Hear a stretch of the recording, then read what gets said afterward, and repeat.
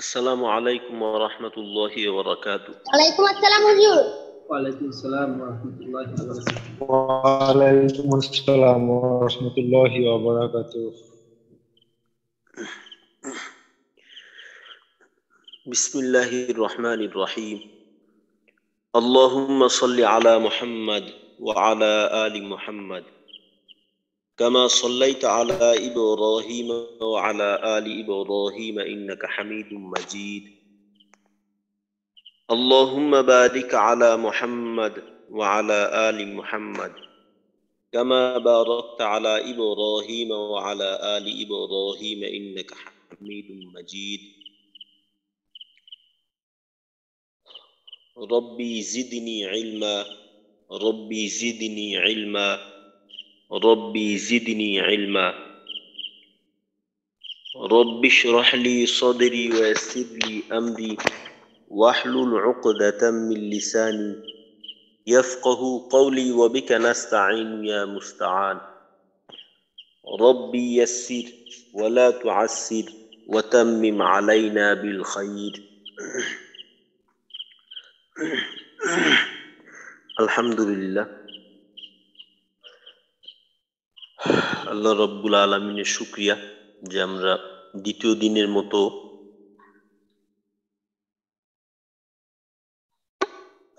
কোরআন সহি শুদ্ধ করার উদ্দেশ্যে সিফাত শিখার জন্য এখানে উপস্থিত হতে পারলাম।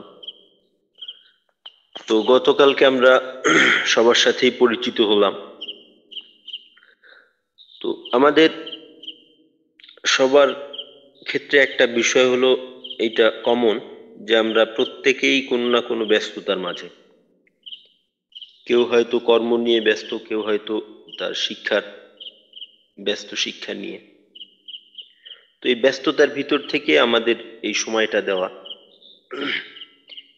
তো এইটা আমাদের জন্য সহজ না, কষ্টকর। দিনের ক্ষেত্রে কাজের পরিমাণটার চাইতে বেশি গুরুত্বপূর্ণ হলো এখানে আমার ত্যাগটা কতটুকু। তো যে আমলে যতটা বেশি ত্যাগ থাকবে বান্দার পক্ষ থেকে, ওই আমলটা আল্লাহ রাব্বুল আলামিনের কাছে ততটা মূল্যবান হবে। অর্থাৎ যত বড় কুরবানি তো আল্লাহর পক্ষ থেকে তত বড় মেহেরবানি। তো আলহামদুলিল্লাহ, আল্লাহ রাব্বুল আলামিন আমাদের এই সকল ব্যস্ততার ভিতর থেকেও এই সময়টা বের করার মানসিকতা, সুযোগ বা বুঝ আল্লাহ রাব্বুল আলামিন আমাদেরকে দান করছে। তো ইনশাআল্লাহ আজকে থেকে আমাদের আসসালামু আলাইকুম পড়া শুরু হবে। তো আমাদের পড়া শুরু করার আগে কয়েকটা বিষয়, এটা হলো যে আমরা প্রতিদিন যে পরিমাণ পড়া হয়, নতুন পড়াটা যে পরিমাণ হয়, এটা সাধারণত দেখা যায় এর পরিমাণটা অত বেশি থাকে না, অল্প থাকে।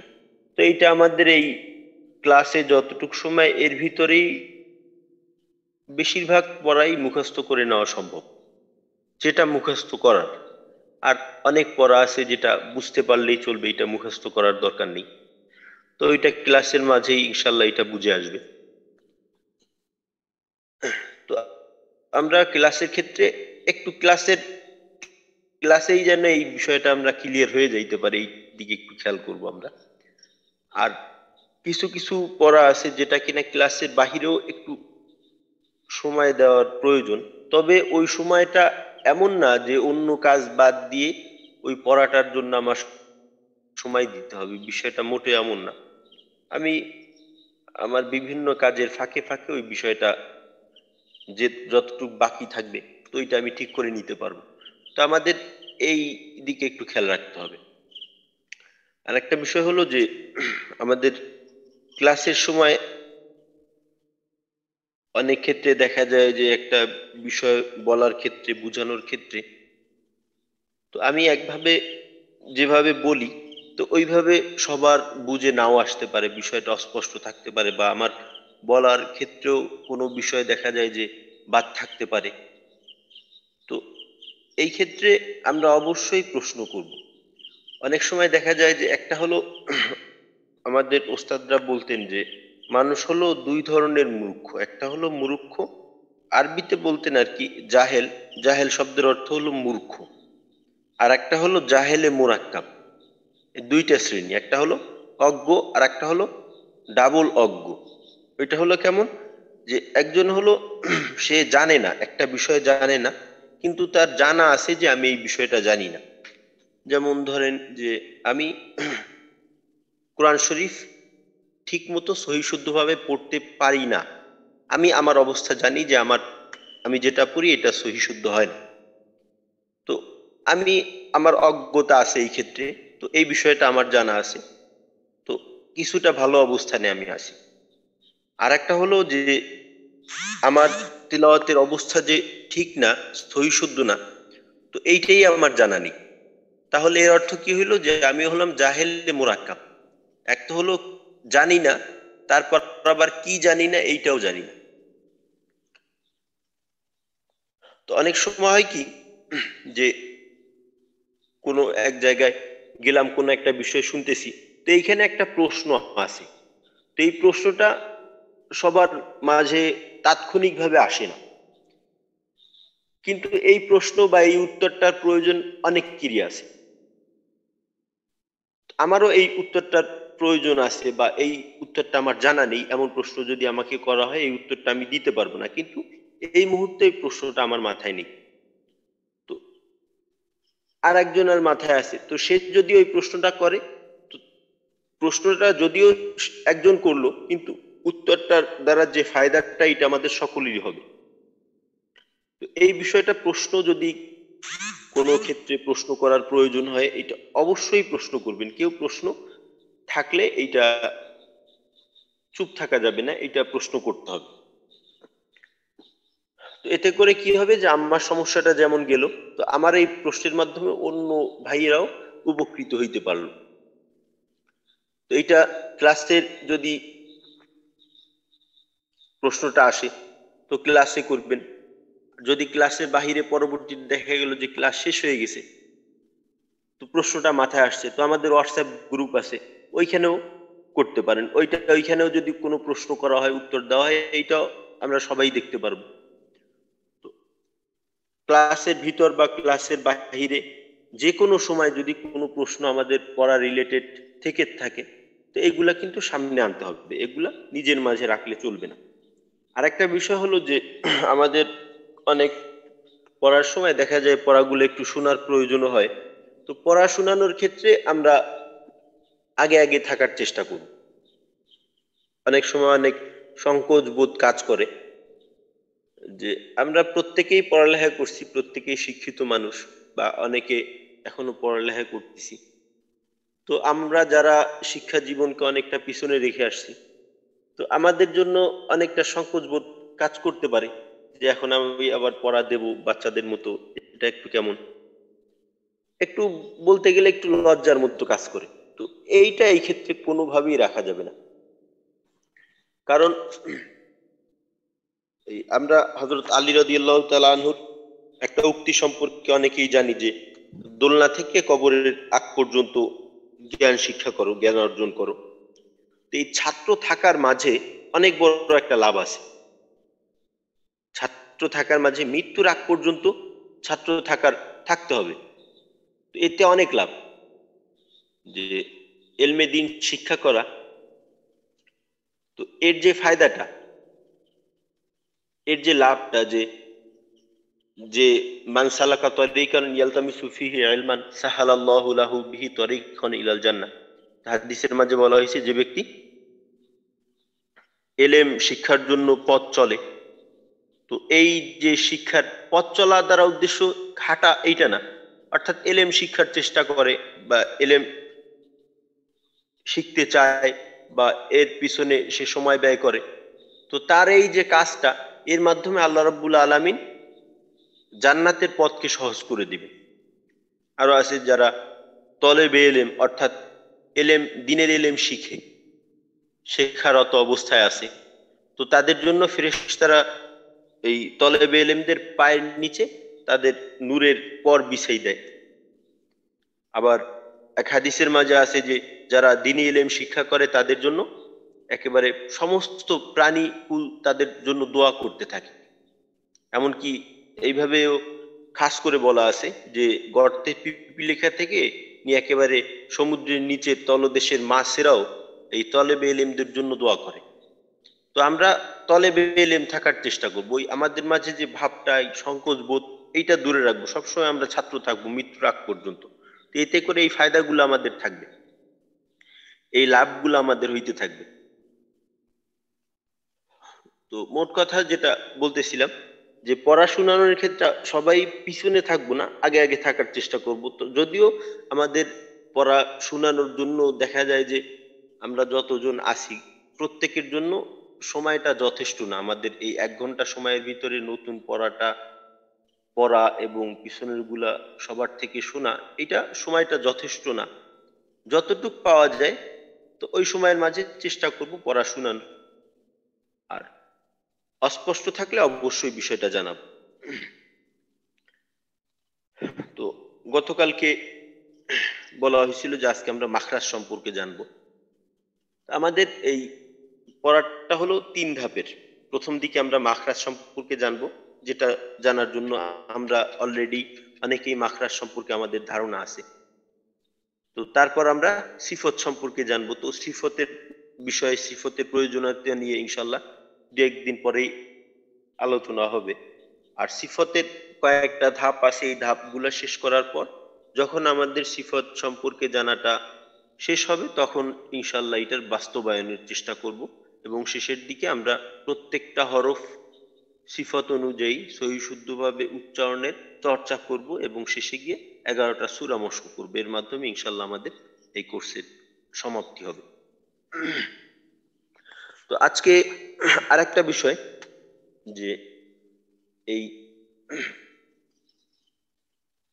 এলেম শিখার জন্য, দ্বীনি এলেম শিখার জন্য এক তো হলো পরিশ্রম যেমন প্রয়োজন, এর সাথে যে দোয়াটা খুব বেশি প্রয়োজন।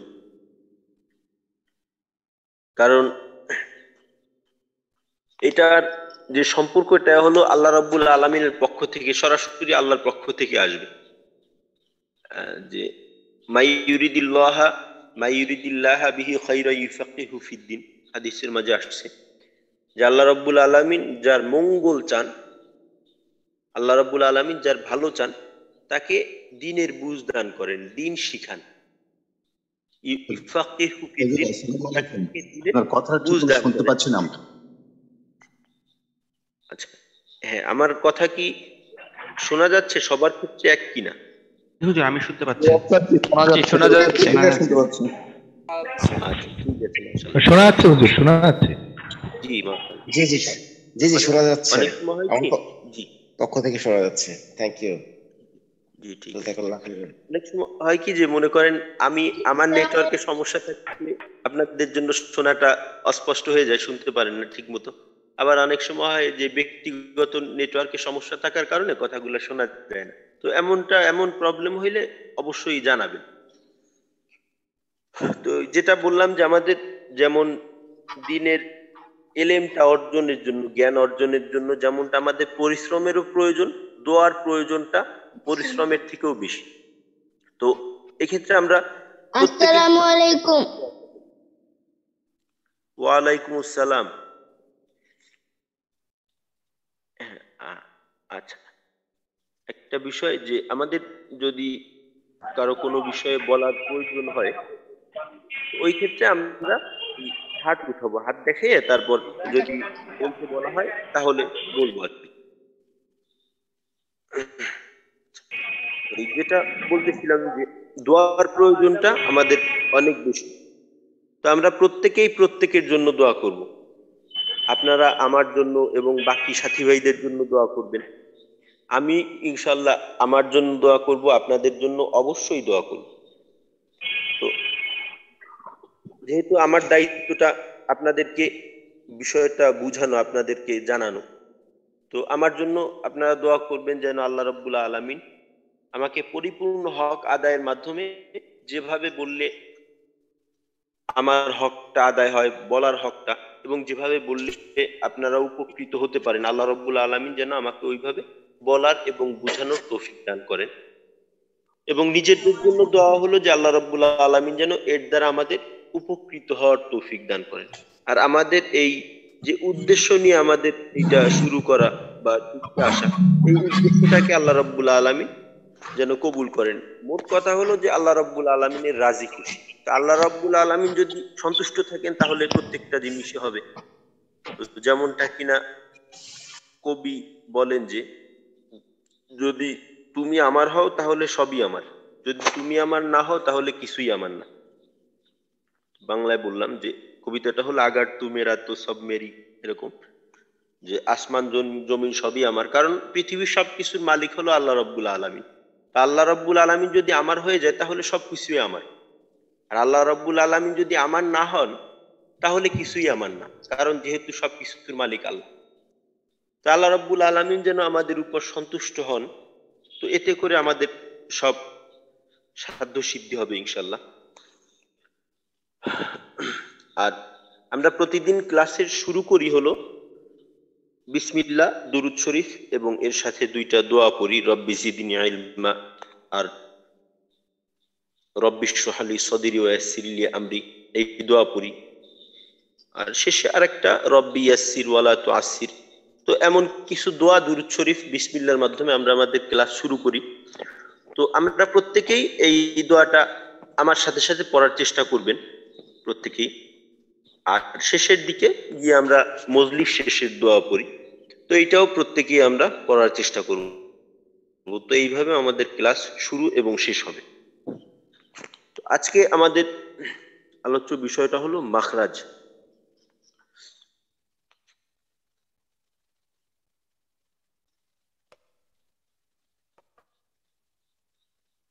মাখরাজ, মাখরাজ হলো আরবি শব্দ, তো যেটা আমরা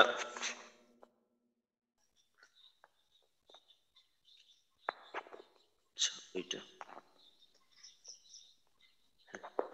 তো আরবি শব্দ হলেও এটা আমরা এইভাবেই এর সাথে পরিচিত, মাখরাজ। তো মাখরাজ এর বাংলা হলো উচ্চারণের বের হওয়ার স্থান। এর বাংলার শাব্দিক অর্থ হলো বের হওয়ার স্থান। এখন মাখরাজ বিষয়টা কি? মাখরাজ বিষয়টা হলো এই হরফের উচ্চারণের স্থান। মোট কথা এইভাবেও বলা যাইতে পারে যে হরফের জন্মস্থান, হরফের জন্মস্থান হলো মাখরাজ, উচ্চারণের স্থান।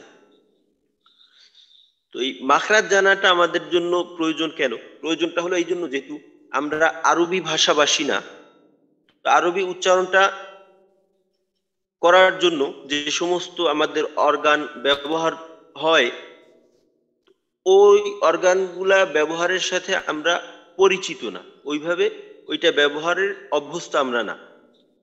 আমরা যেহেতু ভিন্ন অন্য ভাষাভাষী, বাংলা ভাষাভাষী, তো আমরা বাংলা বলার জন্য দেখা যায় যে আমাদের বাকযন্ত্রের যে ব্যবহারগুলো করি, তো এটা কিছু কিছু মিল দেখা যায় যে আরবির সাথে আছে, আর কিছু কিছু ক্ষেত্রে দেখা যায় এর মিলটা একেবারেই নেই। তো যে সমস্ত ক্ষেত্রে দেখা যায় অমিল, তো ওইখানটায় আমরা কি করি, যেমন মনে করেন আরবি একটা হরফ হলো বদ, একটা হরফ হলো খ, এই যে হা খ জিম, খ। তো এখন খ, আরবি খ উচ্চারণের জন্য যে জায়গাটা ব্যবহার করা হয়, ওই জায়গাটার সাথে কিন্তু আমরা বাংলা ভাষাভাষীরা পরিচিত না। তো ওই জায়গাটা কি? ওই জায়গাটা হলো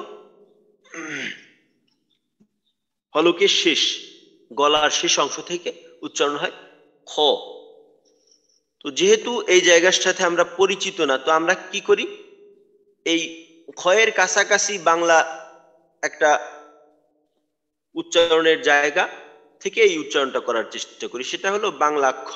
তো বাংলা খ উচ্চারণের জন্য আমরা কোন জায়গাটা ব্যবহার করি? আমরা জিহ্বার গোড়ার একটু সামনের একটু পরের অংশ এটা ব্যবহার করে তারপর আমরা বাংলা খ উচ্চারণ করি, ক খ এগুলো উচ্চারণ করি।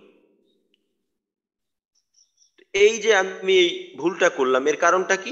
এর কারণটা হলো যে আমার আরবি উচ্চারণের মাখরাজটা ওইভাবে জানা নেই। জানা থাকলেও ওইভাবে আমার চর্চা না থাকার কারণে আমি ওইটা আদায় করতে পারি।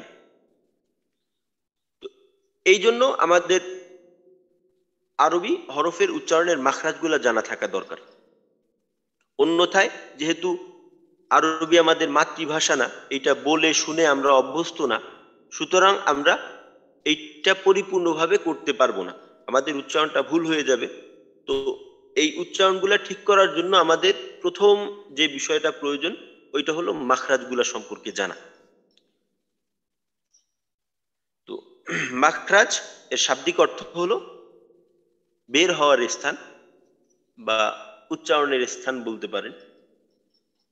তো মাখরাজ এর পারিভাষিক অর্থ হলো হরফের উচ্চারণের স্থান। হরফের উচ্চারণের স্থানকে মাখরাজ বলা হয়। তো এখন এটা আমাদের অনেকের জানা আছে যে আরবি হরফ 29টি, মাখরাজ 17টি। তো এই 17টা মাখরাজ যে আছে, এই 17টা মাখরাজকে 5 ভাগে ভাগ করা হয়। 17টা মাখরাজ 5 ভাগে বিভক্ত, অর্থাৎ 5টা অঙ্গের থেকে এই মাখরাজগুলা আদায় হয়, 5টা অংশের থেকে। তো এই 5টা হলো প্রথমত হলক, যেটা আমরা 1, 2, 3 নাম্বার মাখরাজের ক্ষেত্রে জানি যে হলকের শুরু থেকে, হলকের মধ্যখান থেকে, হলকের শেষ থেকে। তো হলক অর্থ কি? হলক অর্থ হলো গলা বা কণ্ঠনালী। তো কণ্ঠনালী, তারপরে আরেকটা হলো আমাদের জিহ্বা, আরেকটা হলো আমাদের ঠোঁট, উভয় ঠোঁট, আর একটা হলো আমাদের নাসিকা মূল বা নাকের বাসি, আর একটা হলো মুখের খালি জায়গা। এই যে 17টা মাখরাজ বা আরবিতে যে কয়টা মাখরাজ আছে না কেন, যে কয়টা মাখরাজ আছে, এই 16 মাখরাজ এই 5 ভাগে বিভক্ত। 17টা মাখরাজ 5 ভাগে বিভক্ত। তো এটা একটা চিত্রের মাধ্যমে দেখানো যেতে পারে। তো এটাকে আরবিতে বলা হয় যে মাখরাজে আম্মা আর মাখরাজে খাসা, অর্থাৎ আম মাখরাজ, খাস মাখরাজ।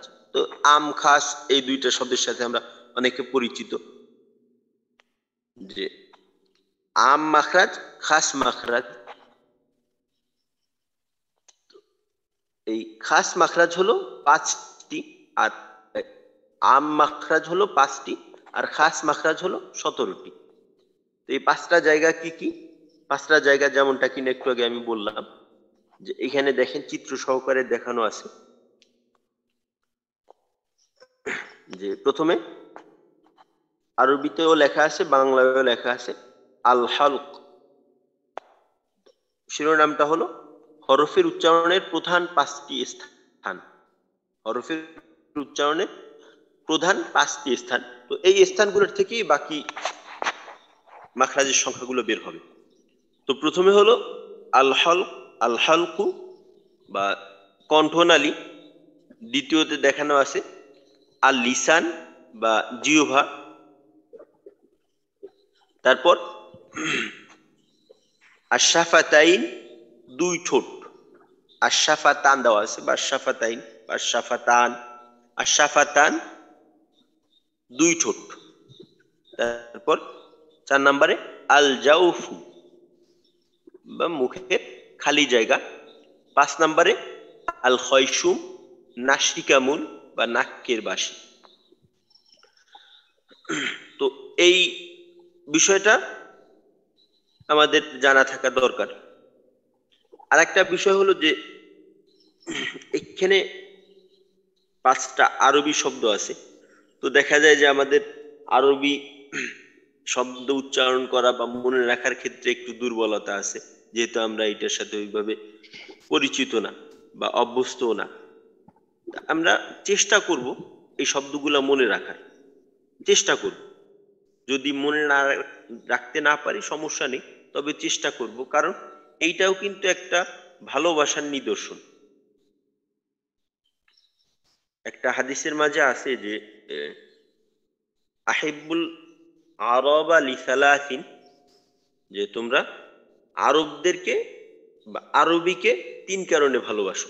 কারণ আন্নি আরবিয়ুন, আমি আরবি ভাষাভাষী, ওয়াল কোরআনু আরবিয়ুন, কোরআন আরবি ভাষায়, আর ওয়া লিসানু আহলিল জান্নাতি আরবিয়ুন, জান্নাতীদের ভাষা হলো আরবি। তো যেহেতু আমরা রাসূলকে ভালোবাসি, তো রাসূলের ভাষার প্রতি ভালোবাসার থাকাটাও আমাদের জন্য প্রয়োজন। তো এই জন্য আরবি শব্দগুলো আমরা মনে রাখার চেষ্টা করবো। এতে করে আমাদের এক তো হলো যে ভালোবাসারও একটা বহিঃপ্রকাশ হলো এর মাধ্যমে, ইন্নামাল আমালু বিন্নিয়াত, নিয়াতের মাধ্যমে আল্লাহ রাব্বুল আলামিন একটা বিষয়কে অনেক বড় করে ফেলেন, আবার নিয়তের কারণেই বড় একটা বিষয় ছোট হয়ে যায়। আর একটা ফায়দা হলো যে এই শব্দগুলা যদি আমরা এইভাবে মনে রাখতে পারি বা এই শব্দগুলাকে ঠিক করে নিতে পারি, তো এইটাও কিন্তু আমার কোরআন সহিশুদ্ধ করার জন্য একরকম চর্চা হয়ে যাবে। তো এই যে শব্দগুলো এখানে আছে, আল হালকু, আল লিসানু, আশ শাফাতান, আল জাউফ, আল খয়সুম, তো এর মাঝে এমন শব্দ আছে যেটা কিনা কোরআন শরীফের মাঝেও আছে। তো এই জন্য এই আরবি শব্দগুলা আমরা বেশি বেশি করে নেক নিয়তে রাসূলের ভালোবাসার একটা বহিঃপ্রকাশ হিসেবে, তো এইভাবে যদি আমরা মনে রাখতে পারি, তো ইনশাআল্লাহ এর মাধ্যমে আল্লাহ রাব্বুল আলামিন আমাদেরকে প্রতিদান দিবেন। আচ্ছা, মোহাম্মদ আবির ভাই, আবির ভাই কিছু বলবেন বোধহয়। জি, আসসালামু আলাইকুম স্যার। ওয়ালাইকুম আসসালাম। আমরা কি কোনো এই যে আপনি একটা ছবি দিলেন, এটা কি কোনো বইয়ের কি কোনো অংশ কিনা, মানে আমরা এই জিনিসটা এই ম্যাটেরিয়ালস গুলো কিভাবে পেতে পারি? আসলে এইটা ওইভাবে বইয়ের অংশ না, এইটা আসলে আমাদের এক ভাই আছে, উনি এইটা বানাইছেন, এটা ওইভাবে কোনো বইয়ের না। তো সামনে আরো অনেক মাখরাজ পড়ার সময় আমাদের আরো অনেক চিত্র আসবে, ওগুলা এইভাবে বানাইয়ে নেওয়া হয়েছে।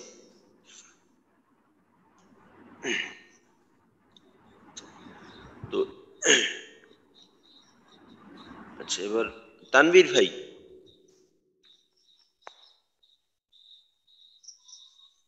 আসসালামু তানভীর আলাইকুম। ভাই কিছু বল। জি, ওয়ালাইকুম হুজুর আসসালাম ওয়া রাহমাতুল্লাহ। হুজুর বলছিলাম যে এই চিত্রগুলা যদি আমাদের হোয়াটসঅ্যাপ গ্রুপে দিয়ে দেওয়া হয় তাহলে আমাদের উপকার হতো। জি জি, এই প্রত্যেক ইনশাল্লাহ প্রতিদিনের ক্লাসে যা ব্যবহার করা হয় এটা হোয়াটসঅ্যাপে দিয়ে দেওয়া হবে। তো আমরা এই মাখরাজ যে 5টা পয়েন্ট, 17টা মাখরাজের, তো এই 5টা পয়েন্টকে এখানে দেখানো হলো। যে প্রথমে হলো কণ্ঠনালী আল হালক, তো কণ্ঠনালীর থেকে 3টা মাখরাজ কণ্ঠনালীর সাথে সম্পৃক্ত। তারপরে আছে আল লিসান বা জিহ্বা, জিহ্বার থেকে মোট 10টি মাখরাজ আছে। তারপর আশাফাতান, দুই ঠোঁট, দুই ঠোঁটের থেকে দুই ঠোঁটের সাথে 2টা মাখরাজের সম্পর্ক। তারপরে আল জাউফ, মুখের ভিতরের খালি জায়গা, তো এইটার সাথে একটা মাখরাজের সম্পর্ক। আর সর্বশেষ আল খয়সুম, নাসিকা মূল, এর সাথেও একটা মাখরাজের সম্পর্ক। তো এইভাবে মোট এই 17টা মাখরাজ এই 5টা জায়গার মাঝে পাওয়া যাবে। এবার আসি আমরা আমাদের মাখরাজের আলোচনায়। তো মাখরাজের যে বিষয়গুলো বলা হলো, যে মাখরাজের প্রয়োজনীয়তার সম্পর্কে, আর মাখরাজের যে ধারাবাহিকতার, এইটা গতকালকেও বলা হয়েছে, আবারও বলা হয়েছে যে আমাদের এইভাবে কিন্তু মাখরাজকে মুখস্থ করে নেওয়ার প্রয়োজনটা কম, আমাদের বোঝার প্রয়োজনটা বেশি। একটা হরফ যখন আমাদের উচ্চারণের প্রয়োজন হবে, তখন যদি আমরা এটা নির্ণয় করতে পারি যে এই হরফটা কোন জায়গার থেকে উচ্চারণ হবে, বা এই উচ্চারণটা আমি ঠিক মতো জায়গার থেকে করতে পারি, তাহলে কিন্তু এই মাখরাজটা জানার আমার কোনো প্রয়োজন নেই।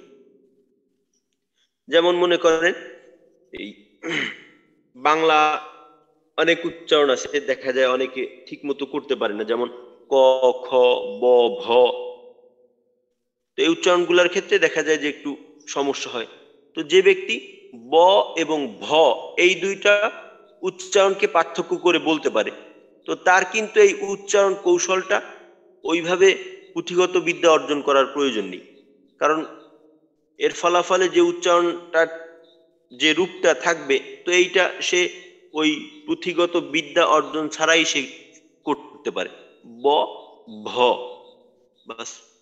তো একজন লোক সে এইটা করতে পারে না, ব এবং ভ এই দুইটার পার্থক্য করতে পারে না। তো এখন তাকে শিখাইতে হবে যে ব এবং ভ এদের উচ্চারণের মূলে কি আছে। তো ব ঠোঁট থেকে হয়, ভ এইটাও ওষ্ঠবর্ণ, তো এইটাও ঠোঁটের থেকে হয়। তো পার্থক্যটা কোথায়? বর ক্ষেত্রে হলো অল্প প্রাণধ্বনি, এইখানে ধ্বনির পরিমাণটা কম থাকে। ব, ভর ক্ষেত্রে এইটা মহাপ্রাণ বেশি থাকে, ভ। এইভাবে পার্থক্য করতে হবে। তো তাকে বোঝানোর জন্য এই বিষয়টা তাকে জানাইতে হবে, এবং সে এই পার্থক্যটা করার জন্য এই বিষয়টা তার জানতে হবে। তো যে ব্যক্তি ব, ভ পার্থক্য করে বলতে পারে ঠিকভাবে, তো তার কিন্তু এই বিষয়টা জানার কোনো তেমন প্রয়োজন নেই, না জানলেও সমস্যা নেই। তো মাখরাজের বিষয়টা হলো তেমন। তো আমি যদি সহিশুদ্ধভাবে করতে পারি বা বুঝতে পারি, তো একটা হলো যে একটা হরফের মাখরাজটা আমি ঠিকমতো আদায় করতে পারি না, কিন্তু আমি বুঝতে পারি যে এইটা কোন জায়গার থেকে হবে। আর পাঠ্যপুস্তকের মাঝে যেভাবে মাখরাজটাকে বর্ণনা করা হয়েছে ওইভাবে কিন্তু আমি বলতে পারি না, সমস্যা নেই, আমি বুঝতে পারি, এইটাই আমার জন্য যথেষ্ট। তো মাখরাজ আমাদের কষ্ট করে মুখস্থ করার দরকার নেই, বুঝতে পারলেই চলবে। তো প্রথমে 1 নাম্বার মাখরাজ। 1 নাম্বার মাখরাজটা কি? কণ্ঠনালী বা হলকের শুরু থেকে উচ্চারিত হয় হামজা হা।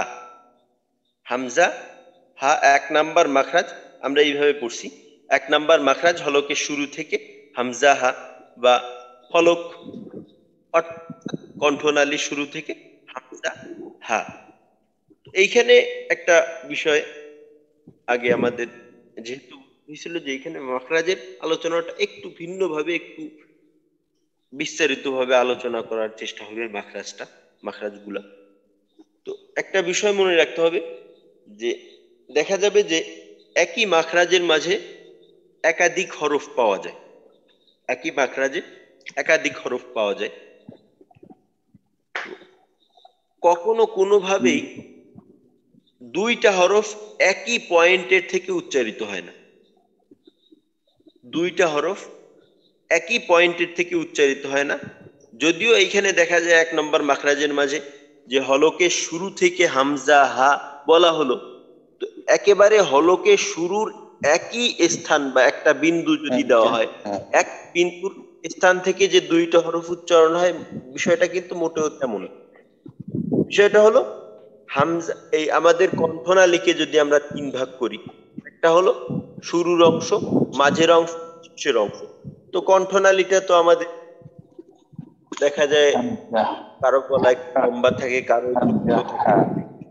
এই হিসেবে দেখলেও তো আমাদের গলাটা মোটামুটি হলেও 3-4 আঙ্গুল, 4-5 আঙ্গুল পরিমাণ জায়গা আছে আমাদের গলার মাঝে।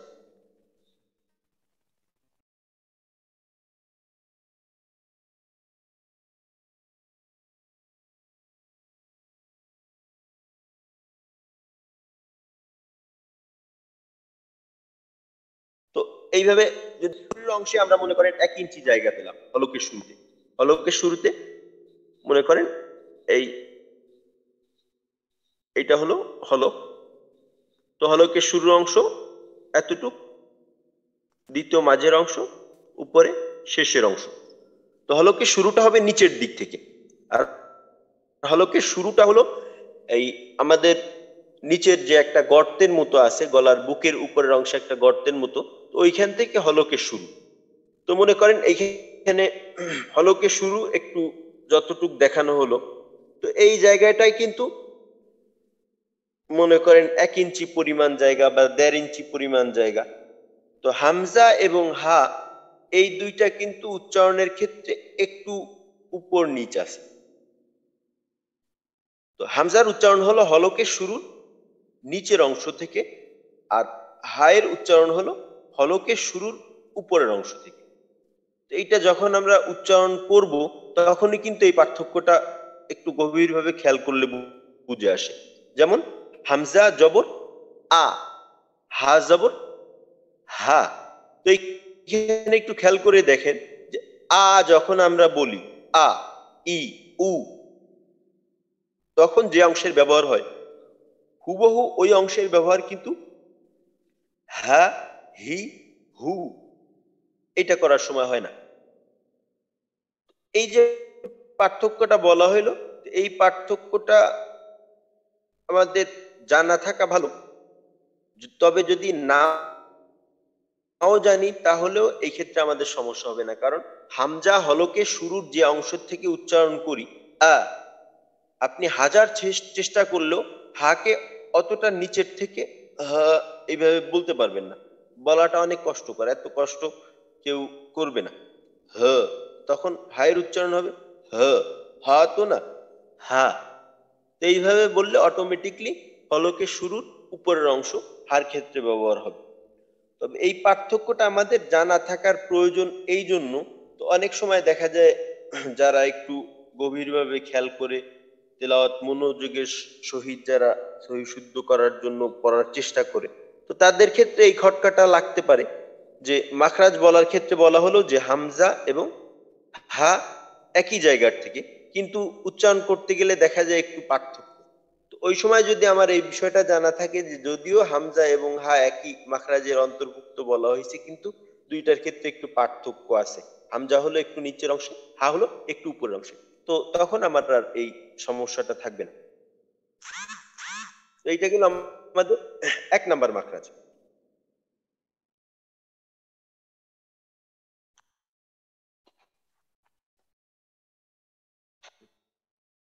এরপর 2 নাম্বার মাখরাজ। 2 নাম্বার মাখরাজটা হলো হলকের মধ্যখান থেকে বা কণ্ঠনালীর মধ্যখান থেকে আইন হা, আইন হা। আরেকটা বিষয় যে 1 নাম্বার যে মাখরাজটা গেল হামজা এবং হা, তো এই মাখরাজটার সাথে কিন্তু আমরা এই যে জায়গাটা, এই জায়গার সাথে আমরা বাঙালিরা পরিচিত, কারণ আমরা যে বাংলায় হ এবং স্বর আ আকার এর উচ্চারণ করি আ, আ ধ্বনি, তো এইটা কিন্তু হলকে শুরু থেকে আমরা করি, এটা হলকে শুরু থেকে করি। সুতরাং হলকে শুরুর যে জায়গাটা হামজা বা হা উচ্চারণ করার জন্য ব্যবহার করা হয়, এই জায়গার সাথে আমরা পরিচিত। তো এইখানে জায়গাগত সমস্যা আমাদের হবে না, তো ভিন্ন সমস্যা সিফতগত সমস্যা আমাদের হয়। তো ইনশাআল্লাহ ওই সমস্যাটার সম্পর্কে সামনে গিয়ে যান। দ্বিতীয় মাখরাজটা হলো হলকের মধ্যখান থেকে আইন হা। এই যে একই মাখরাজ দুইটা হরফ, তো এইখানেও ওই প্রথম মাখরাজের মতো একটু পার্থক্য আছে। ওইটা হলো হলকের মধ্যখান যদি মনে করেন 1 ইঞ্চি পরিমাণ জায়গা থাকে, তো আইনটা হবে হলকের মধ্যখানের নিচের অংশের থেকে, আর হা হলো আইনের তুলনায় একটু উপরের অংশে। আইন হা, আইন হা, আইন জবর আ, হা জবর হা, আ ই উ হা হি হু, এইভাবে। তো এখন একটা বিষয় হলো যে এই যে মাখরাজটা হলকের মধ্যখান থেকে আইন হা, এই জায়গাটার সাথে আমরা পরিচিত না। বাংলা ভাষার মাধ্যমে আমরা এই জায়গার সাথে পরিচিত হইতে পারবো না। অর্থাৎ বাংলা যে উচ্চারণগুলো আমরা করি, বাংলা ভাষার ক্ষেত্রে যে উচ্চারণ আমরা করি, এই উচ্চারণের মাধ্যমে হলকের মধ্যখানের সাথে আমরা পরিচিত হইতে পারবো না। তো এই জন্য তো যারা আমাদের অনেকেরই দেখা যায় যে এই মাখরাজের ক্ষেত্রে সমস্যা নেই, যেহেতু আমরা কোরআন শরীফ আগের থেকেই পড়তে পারি। তো কারো কারো ক্ষেত্রে দেখা যায় যে এই মাখরাজের ক্ষেত্রে একটু সমস্যা হয়। তো যাদের সমস্যা হয় তারা আমরা যে পদ্ধতিটা অবলম্বন করতে পারি, তো উচ্চারণ করার জন্য তো চাপটা দিতে হবে হলকের মধ্যখানে, তাই এটা হলো ভিতর থেকে, বাহির থেকে দিলে তো আর কাজ হবে না। তো দেখা যায় যে আমরা একটা বিষয় জানা থাকে কিন্তু ওই জায়গাটায় কিভাবে চাপ দিতে হয় এইটা আমাদের বুঝে আসে না। তো এটা একটা সহজ বিষয়। দেখেন, অনেকে দেখবেন যে চোখের দুইটা বুরু এটা উপর নিচ করতে পারে, ডান বুরু একবার উপরে করে, বাম বুরু একবার উপরে করে, দেখতে ভালোই লাগে। আবার অনেকে দেখা যায় যে মাথার চামড়া এইটা নাড়ায়, অনেকে কান নাড়াইতে পারে, নিজের কান না ধরেই অটোমেটিকলি নড়তে থাকে। তো তারও কান আছে, আমারও আছে, তারও বুরু আছে, আমারও আছে, আমি পারি না, সে পারে। তা আমি দেখতেছি কিন্তু আমি পারতেছি না। তো সে যে অঙ্গে অঙ্গে কম্পন দিতেছে ওই অঙ্গটা আমার আছে, ওই কম্পন দেওয়ার ক্ষমতাও আমার আছে, কিন্তু ওই চর্চাটা আমার নেই, বা ওই জায়গাটা নাড়ানোর জন্য কি কাজ করার দরকার এইটা আমার জানা নেই। উচ্চারণের ক্ষেত্রেও এই সমস্যাটা হয় যে হলকের মধ্যখান আমারও আছে, যে ঠিক মতো করতে পারে তারও আছে, আমারও আছে, কিন্তু আমি আইন বলার সময় দেখা যায় যে এই চাপটা দিতে পারি না। তো এখন আমার করণীয় কি? হলকের মধ্যখানের যে অংশটা আমার ভিতর থেকে চাপ দেওয়ার দরকার, ওই অংশটা বাহির থেকে হাত দিয়ে একটু চাপ দিয়ে ধরে উপলব্ধি করার চেষ্টা করব যে আমার কোন অংশে চাপটা দিতে হবে। গলাটাকে একটু চাপ দিয়ে ধরে এইভাবে একটু করার চেষ্টা করি। তো এইভাবে করতে থাকলে মনে হয় যে একটু সহজ হবে। তো এইটা গেল 2 নম্বর মাখরাজ। 3 নম্বর মাখরাজ হলো হলকের শেষ থেকে গইন খ, হলকের শেষ থেকে বা কণ্ঠনালীর শেষ থেকে গইন খ। তো এইখানেও ওই পিছনের 2 মাখরাজের মতো একটু পার্থক্য। গইনটা হলো হলকের শেষে একটু নিচের অংশে, খ হলো গইনের তুলনায় একটু উপরে। আর এই যে মাখরাজটা, এই মাখরাজটার সাথেও আমরা পরিচিত না, অর্থাৎ বাংলার মাধ্যমে পরিচিত না, আরবির মাধ্যমে এইটার সাথে আমাদের পরিচিত হইতে হবে। আর এইখানে আমাদের ভুলের রূপ যেটা হয় ওইটা হলো গইন উচ্চারণ করার ক্ষেত্রে, যেমন দেখেন গই, গইরি, গইরিল, গইরিল, গইরি, গ, গি, গু, খ, খি, খু। এর মাখরাজ হলো হলকের শেষ থেকে গইন খ। এইটা উচ্চারণ করতে গিয়ে আমরা যে সমস্যার সম্মুখীন হই ওইটা হলো এমন যে আমরা হলকের শেষের অংশ ব্যবহার না করে আমরা বাংলা গ এবং খ উচ্চারণ করার জন্য যে জায়গার ব্যবহারটা করতে হয় আমরা ওই জায়গার ব্যবহারটা করি।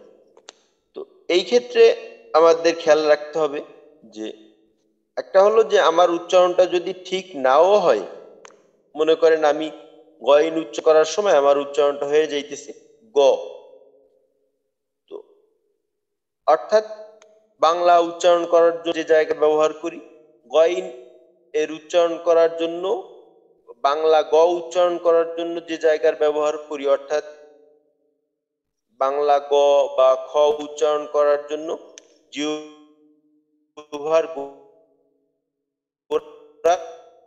একটু ব্যবহার রবি গইনের ক্ষেত্রেও করি, তাহলে বুঝতে হবে যে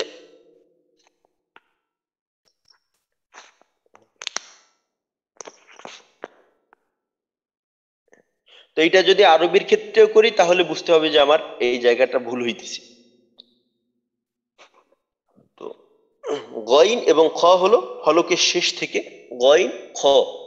তো গইন খ উচ্চারণের জন্য যদি আমাদের এই ক্ষেত্রে কারো সমস্যা হয়, তো আইন এবং হা উচ্চারণ করার জন্য যে কৌশলটা বলা হলো যে হলকের বাহির থেকে একটু চাপ দিয়ে দেখতে পারি, তো গইন খর জন্য ওইভাবে গ, খ, এইটা একটা। তো এর চাইতে কার্যকারী পদ্ধতি হলো যে আমরা অজু করার সময় দেখা যায় অজু বা গোসল করার সময় গড়গড়া করি, একেবারে গড়গড়া করার জন্য মুখ উপরের দিকে নিয়ে পানিটাকে একেবারে সর্বোচ্চ সীমানায় যেখানে নিয়ে গড়গড়া, গভীর গড়গড়া করার জন্য যে অংশটা চাপ দিয়ে পানিটাকে গলার ভিতরে প্রবেশের থেকে আটকাই, ও এইভাবে ও এই আওয়াজটা করার জন্য। মনে করেন যে আমার মুখের ভিতরে পানি আছে, তো পানি নিয়ে গড়গড়া করলে আমি কিভাবে করি? ও এইভাবে করি। ওই সময় কিন্তু গ এমন করে না, ও এমন করে।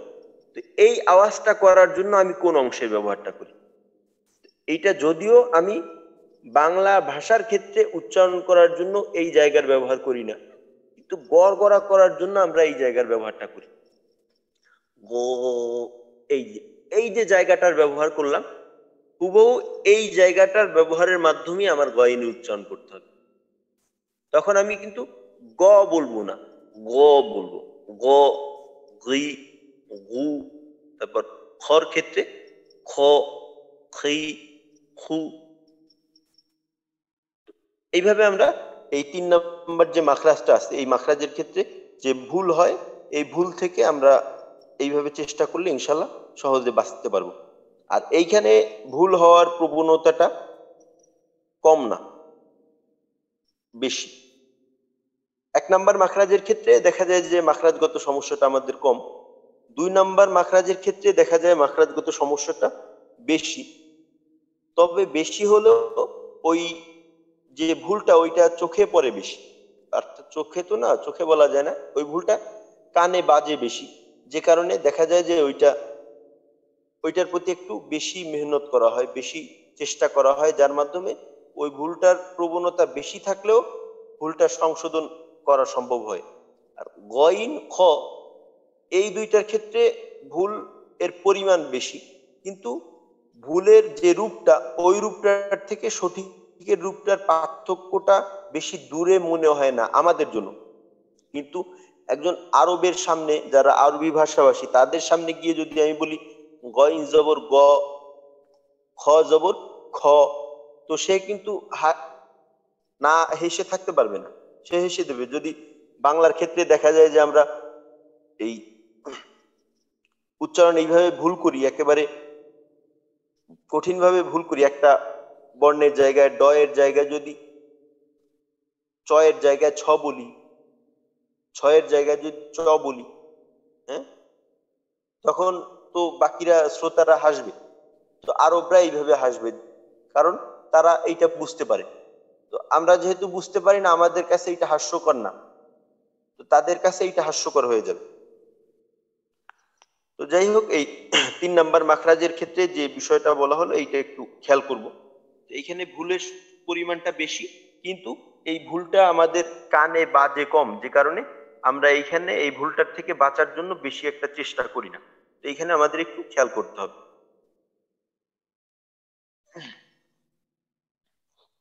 এই গেল তৃতীয় মাখরাজ।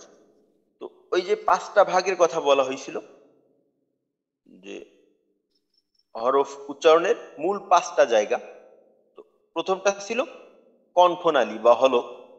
তো হলকের মাখরাজ 1 থেকে 3 পর্যন্ত, হলকের শুরু থেকে, হলকের মধ্যখান থেকে, শেষ থেকে, এই হলো 3টি মাখরাজ। এর পরের ধাপে হলো জিহ্বার মাখরাজ। জিহ্বার মাখরাজ হলো মোট 10টির কথা বলা হয়েছিল। তো প্রথম হলো 4 নাম্বার মাখরাজ। মাখরাজের ধারাবাহিকতা অনুযায়ী জিহ্বার গোড়া তার বরাবর উপরে তালুর সঙ্গে লাগাইয়া উচ্চারিত হয় কফ, যার উচ্চারণ হলো কফ কফ হ্যাঁ। কফ কফ আরেকটা বিষয় বলি, বিষয়টা হলো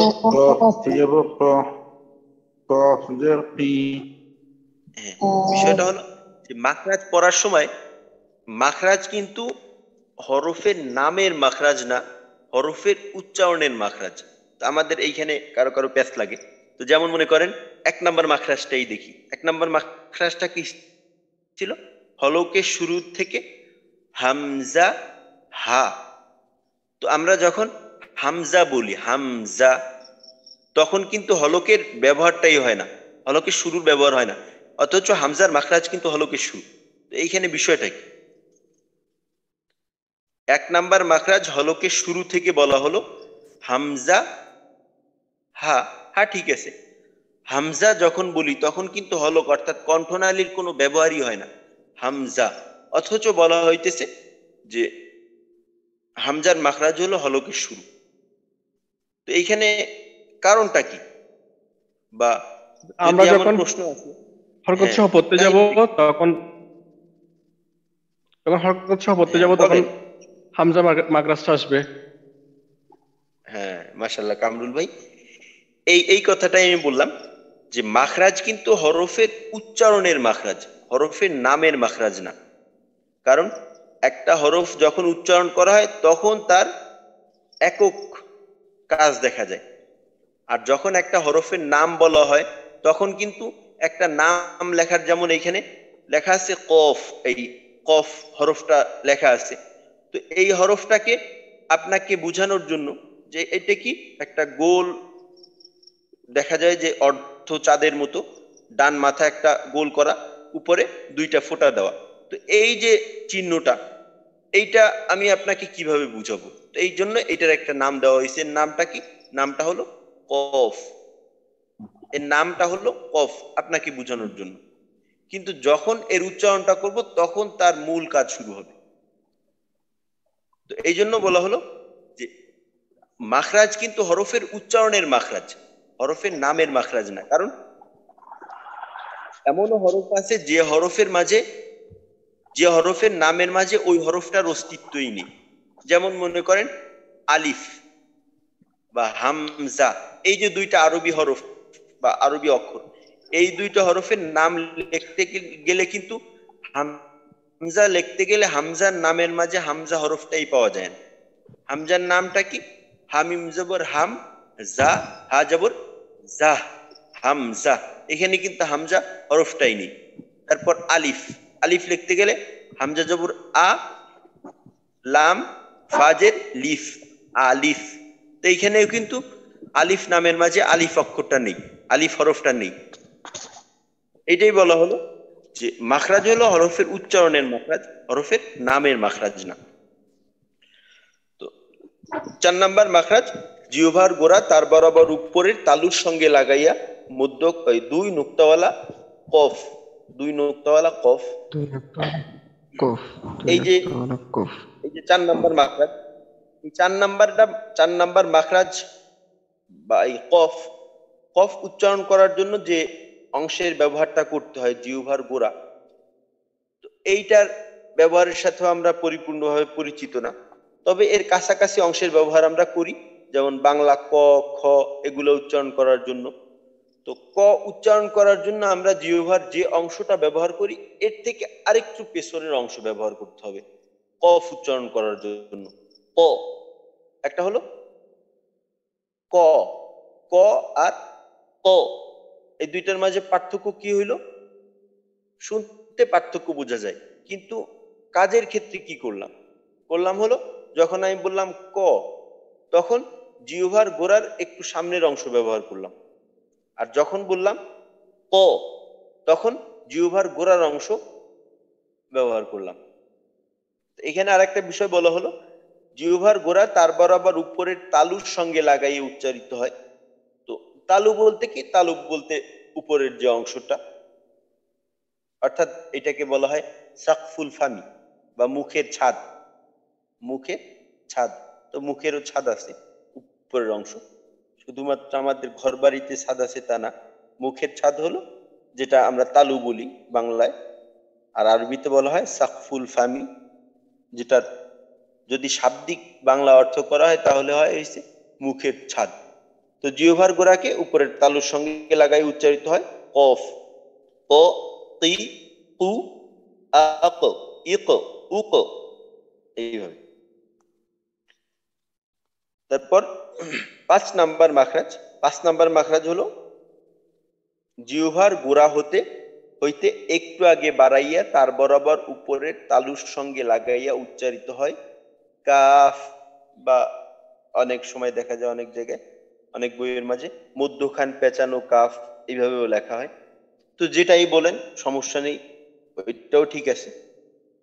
তো মধ্যখান পেঁচানো কাফ বলেন বা শুধু কাফ বলেন সমস্যা নেই। এই মধ্যখান পেঁচানো কাফ বলা হয় এই জন্য যে অনেকে দেখা যায় যে কফ এবং কাফের উচ্চারণের মাঝে পার্থক্য করতে পারে না, তো এই জন্য তাকে বোঝানোর জন্য দুই নোক্তাওয়ালা কফ মধ্যখান পেঁচানো কাফ, যেমনটা কিনা আমাদের বাংলার ক্ষেত্রে অনেক জায়গায় ছোট ক বড় ক, ছোট চ বড় চ, ছোট ত বড় ত, ত থ, এইটার পার্থক্য বোঝানোর জন্য এইভাবে বলা হয়।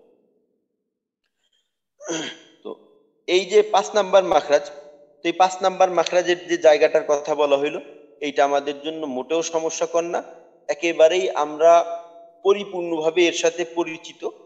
কারণ আমরা বাংলার যে ক বর্গের প্রথম 4টা বর্ণ উচ্চারণ করি, ক খ গ ঘ, এই 4টা বর্ণ উচ্চারণ করার জন্য আমরা জিহ্বার গোড়ার একটু সামনের একটু আগে বাড়াইয়া যে অংশটা আছে ওই অংশটাকে উপরের তালুর সাথে লাগাই, তো এইভাবে আমরা ক খ এটা উচ্চারণ করি। তো আরবি কাফের মাখরাজ হলো ওইটাই, জিহ্বার গোড়া হতে একটু আগে বাড়াইয়া তার বরাবর উপরের তালুর সঙ্গে লাগাইয়া কাফ উচ্চারণটা হলো কা কি কু আক ইক উক। তো এই 5টা মাখরাজ, আমরা 5টা মাখরাজ সম্পর্কে জানলাম। আর এই মাখরাজের যে মূল 5টা পয়েন্ট এই সম্পর্কে আমরা আজকে আলোচনা করলাম। তো ইনশাল্লাহ আজকে আমাদের এতটুকুই থাকবে, আজকে যেহেতু আমাদের প্রথম দিন। আর এই বিষয়গুলা হোয়াটসঅ্যাপে দিয়ে দেওয়া হবে, আমরা ওইখান থেকে দেখে নেব, সংগ্রহে রাখবে। এই যে মাখরাজের যে পিডিএফটা আছে এটা হোয়াটসঅ্যাপে দিয়ে দেওয়া হবে, ইনশাল্লাহ ওইখান থেকে আমরা সংগ্রহ করে নিব। আর একটা বিষয় হলো যে আমাদের ক্লাসের একটা এই উপস্থিতির একটা স্ক্রিনশট নেওয়া হয়, তো এইটা আমাদের ক্লাস শুরুর 15 মিনিট পর থেকে ক্লাস শেষের যে কোনো সময় এটা নেওয়া হবে, তো এইটা আমরা একটু খেয়াল রাখি। আর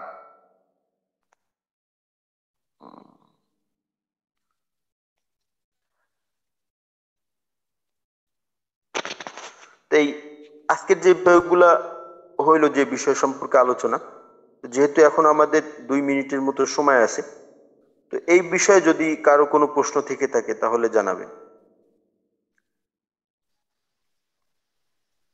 জি, আসসালামু আলাইকুম উস্তাদ জি। হ্যালো। আচ্ছা, প্রথমে আচ্ছা হাবিবুর রহমান ভাই আপনি বলেন।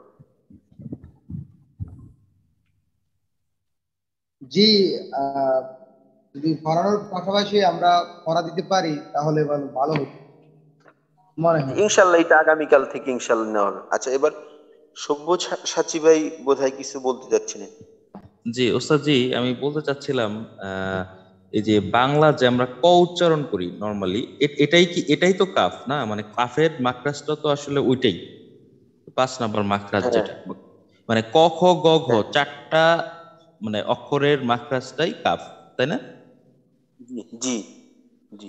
আচ্ছা আচ্ছা, এটা একটা বিষয় ছিল। আর আরেকটা বিষয় হচ্ছে ওস্তাদ, আসলে এটা প্রশ্ন না, এটা জাস্ট আমার একটা মানে এই অনুধাবন বলতে পারেন। সেটা হচ্ছে এই মাখরাজের বিষয়গুলা যদি মানে ওস্তাদের মানে ফেসটা দেখিয়ে যদি ক্লাসটা মানে ইয়ে করতে পারতাম, তাহলে মনে হয় আমাদের বুঝতে আর একটু বেটার হয় আর কি, মানে ফেসিয়াল এক্সপ্রেশনটা যদি ধরা যায়।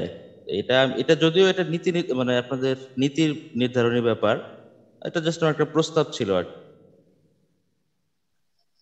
জি ইনশাল্লাহ, জি, ঠিক জি, আছে। ধন্যবাদ। আচ্ছা, রুবেল ভাই।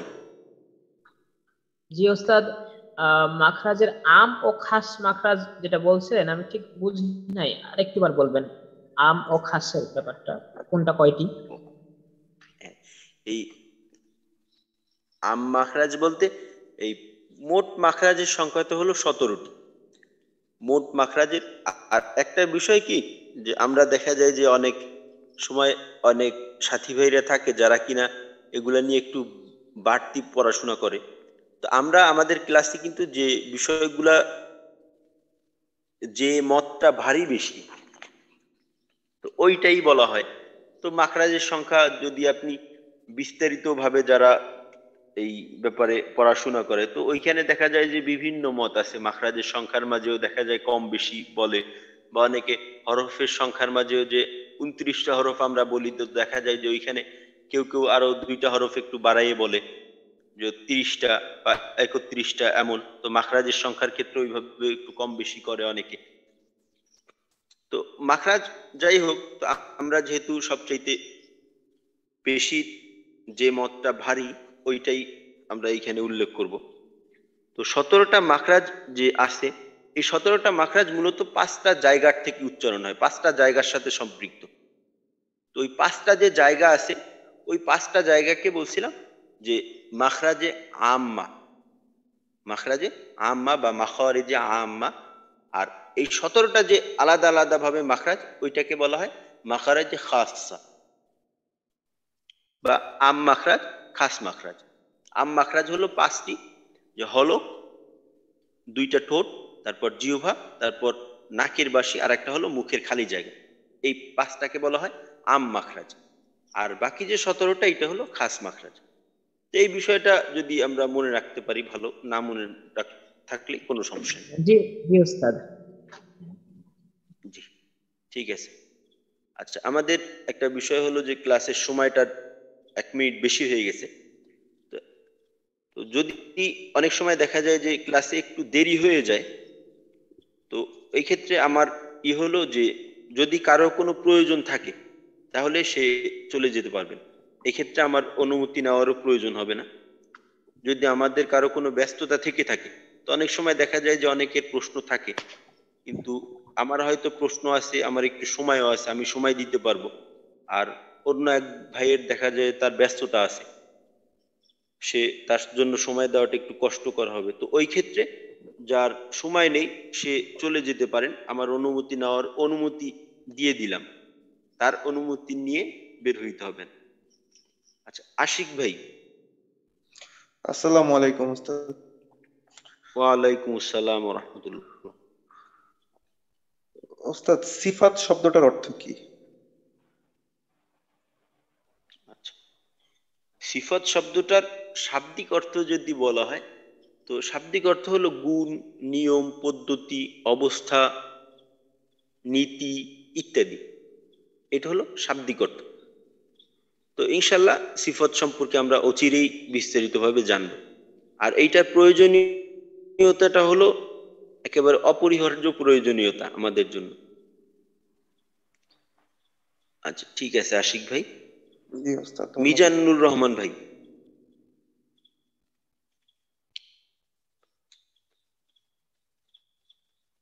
জি মিজানুর রহমান ভাই।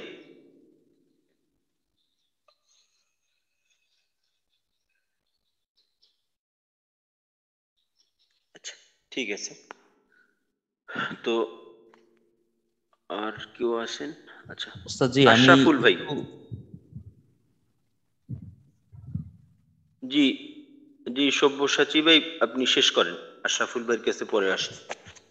জি, আমি জাস্ট একটা বিষয় আমার মানে দেখলাম আর কি, যে ওই যে জুম লিংকে ঢুকতে গেলে আপনার হচ্ছে ওই পাসওয়ার্ড আইডিটা দিলে ওই যে এসো তাসবিহ শিখি 17 ওইটা আসে আর কি। এটা কি যদি একটু কাইন্ডলি ওই এসো সিফাত শিখি জি মানে 5 করে দিতেন তাহলে জিনিসটা একটু ভালো হয় আর কি। জি ঠিক আছে ঠিক আছে, এটা মনে করিয়ে দেওয়ার জন্য আপনার শুকরিয়া। জি, ঠিক thank আছে। আচ্ছা আশরাফুল ভাই। আচ্ছা আসসালামু ঠিক আছে আলাইকুম। তাহলে ওয়ালাইকুম আসসালাম ওয়া রাহমাতুল্লাহ। ওস্তাদ, ওই মাখরাজ তো এর আগে আমরা ওই 17তম ব্যাচে পড়েছিলাম, আপনি পড়াইছিলেন, কিন্তু জি এখন যে দুইটা জিনিস একটু একটা পার্থক্য একটু বুঝতে পারলাম। আম মাখরাজ আর খাস মাখরাজ বলতে, আম মাখরাজ বলতে যে আমরা অর্গানগুলোকে বোঝাই বা আমরা জি জি অর্গানগুলোকে বুঝি, আর জি খাস মাখরাজ হচ্ছে যে অর্গানগুলোর বিভিন্ন যে পজিশন গুলো সেটা, এইটার পার্থক্য, বিভিন্ন এটা পার্ট, আমি হ্যাঁ বুঝতে হ্যাঁ পেরেছি। ঠিক আছে। জি ঠিক কিনা? মাশাআল্লাহ মাশাআল্লাহ। জি জি আচ্ছা আচ্ছা। জি মাশাআল্লাহ। আচ্ছা, তো আজকে তাহলে আমরা এইখানেই বিদায় নিচ্ছি। আসসালামু আলাইকুম ওয়া রাহমাতুল্লাহি ওয়া বারাকাতুহু। ওয়ালাইকুম আসসালাম হুজুর। ওয়ালাইকুম আসসালাম। ওয়ালাইকুম আসসালাম ওয়া রাহমাতুল্লাহি ওয়া বারাকাতুহু। সুবহানাল্লাহি ওয়া বিহামদিহি সুবহানাকাল্লাহুম্মা ওয়া বিহামদিকা আশহাদু আল লা ইলাহা ইল্লা আনতা নাস্তাগফিরুকা ওয়া নাস্তাগফিরু ইলাইক।